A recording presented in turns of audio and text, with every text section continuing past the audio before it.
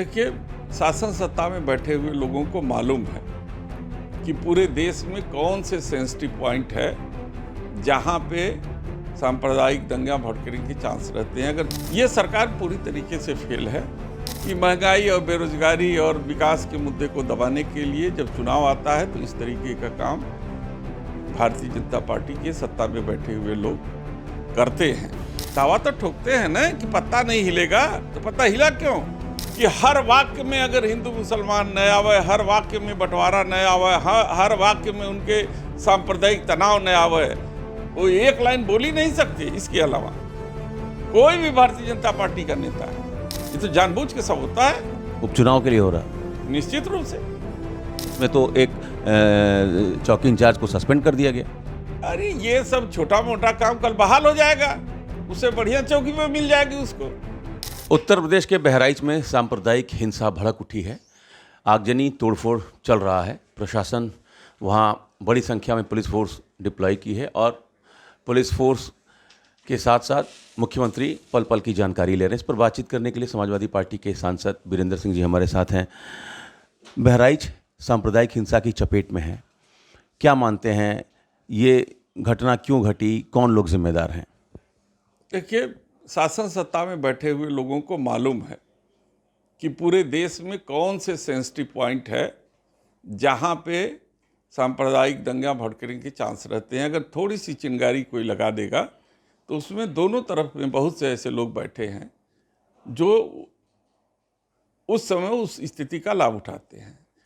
ये सरकार पूरी तरीके से फेल है और हमको पूरा यकीन है कि महंगाई और बेरोजगारी और विकास के मुद्दे को दबाने के लिए जब चुनाव आता है तो इस तरीके का काम भारतीय जनता पार्टी के सत्ता में बैठे हुए लोग करते हैं, ताकि जनता का ध्यान मुख्य मुद्दों से हट करके इस तरीके के सांप्रदायिक मुद्दों पर आ जाए। मतलब आप कह रहे हैं सरकार के इशारे पर दंगा हुआ है? निश्चित रूप से इसमें कोई दो राय नहीं है। दावा तो ठोकते हैं ना कि पत्ता नहीं हिलेगा, तो पत्ता हिला क्यों? तो कोई अपने ही पैर पर कुल्हाड़ी क्यों मारेगा? जब मुख्यमंत्री जी कहते हैं कि हमारे समय में 2017 से लेकर अब तक कोई सांप्रदायिक दंगा नहीं हुआ, तो वो क्यों चाहेंगे कि दंगा हो? इसके अलावा उनके पास कोई चारा नहीं है। चुनाव में बात करने के लिए किसी भी भारतीय जनता पार्टी से भाषण दिलवा दीजिए कि हर वाक्य में अगर हिंदू मुसलमान न आवे, हर वाक्य में बंटवारा न आवे, हर वाक्य में उनके सांप्रदायिक तनाव न आवे, वो एक लाइन बोल ही नहीं सकते। इसके अलावा कोई भी भारतीय जनता पार्टी का नेता, मेरा दावा है, बुलवा के देख लीजिए। ये तो जानबूझ के सब होता है। उपचुनाव के लिए हो रहा, निश्चित रूप से। तो वहाँ तो उस एरिया में तो कोई सीट भी नहीं। ये देश में आप लोग हैं ना फैलाने के लिए। काम एक जगह होगा, आप लोग पूरे देश में फैलाएंगे। ये तो आरोप लगाने वाली बात हो गई वीरेंद्र सिंह क्यों जी। नहीं आप यहाँ की बात उठाते, जो सेंसिटिव हमारे भगवान राम के पुष्पक विमान को जो जमीन पे उतारना पड़ा, भरत मिलाप वाली घटना। भरत मिलाप, तो वो क्यों नहीं फैलता है? वो तो हम कहीं एक लाइन नहीं देखे अखबार में।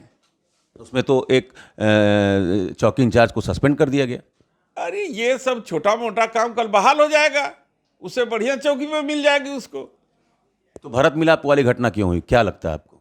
देखिए, ये एक जाति विशेष के लोग परंपरागत तरीके से ये भरत मिलाप में पुष्पक विमान को उतारने का जिम्मा उनको होता है। वो कंधे पर लाद करके टनों वजनी पुष्पक विमान, जिस पर भगवान राम, माँ सीता, लक्ष्मण, हनुमान विराजमान होते हैं। ये परंपरा हमारी सैकड़ों साल से चली आ रही है। सबसे संवेदनशील इलाका होता है तब जब यादव समाज के लोग गंगा जलाभिषेक करने के लिए सावन के पहले दिन भगवान शंकर के ऊपर जलाभिषेक करते हैं, वहाँ भी प्रतिबंध लगाते हैं।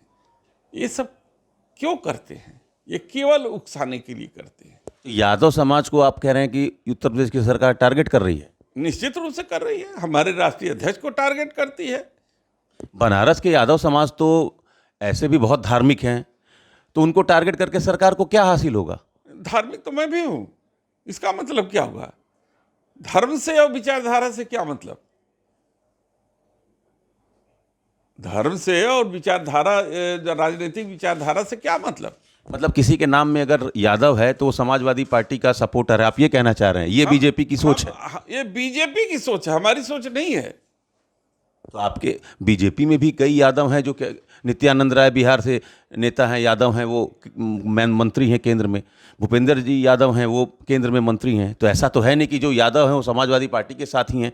ये कैसे किसी की सोच हो सकती है? अब ये बताइए कि जब समाजवादी पार्टी की सरकार आती है तो क्या नित्यानंद राय पर कोई कार्रवाई, माने इस तरीके की कार्रवाई होती है? दंडनाथ तक नहीं होती है।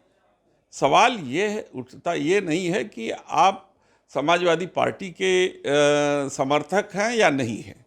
सवाल ये है कि सरकार जब सोचती है इस तरीके से कि यादव है और वो डिस्क्रिमिनेट करती है, तब यह सवाल खड़ा होता है। जैसे मंगेश यादव की हत्या हुई और उस पर जब सवाल उठे कि चप्पल पहन के कैसे दौड़ाया जा सकता है, इनकाउंटर कैसे एसटीएफ कर सकती है, आज एसटीएफ के ऊपर एफआईआर हुआ है ना।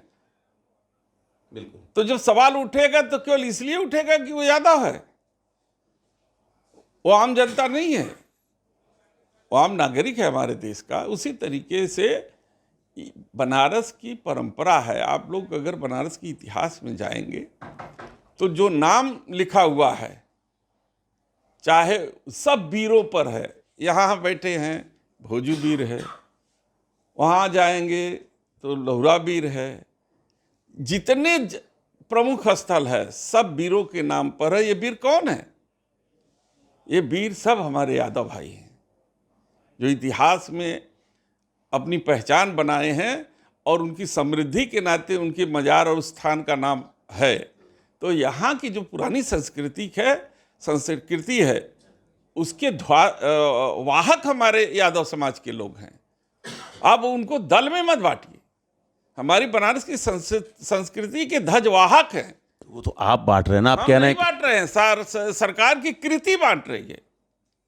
आप बताइए कि आप क्यों जो है कि लाठीचार्ज कराए, क्यों विमान उतरना पड़ा? ये तो जवाब जो है सरकार देगी ना। क्यों जलाभिषेक करने से प्रतिबंधित किया जाता है हमारे जो है कि पहले दिन यादव समाज के भाइयों को? गोवर्धन पूजा पर क्यों नहीं छूट दी जाती है ठीक तरीके से?